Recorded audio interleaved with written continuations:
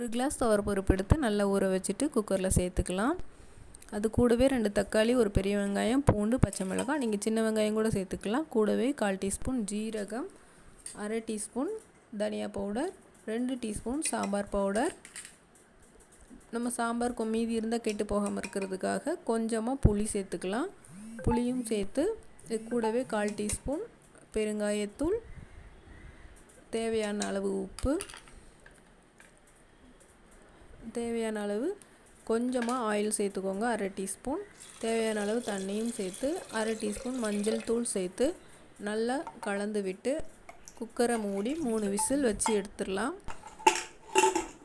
3 whistle வந்ததுக்கப்புறம் நம்ம sambar ready ஆகிடுச்சு. இப்போ வேறு ஒரு பாத்திரத்துக்கு மாற்றி தேவையான அளவு மல்லி இலை தூவி இப்போ தாளிச்சிக்கலாம்.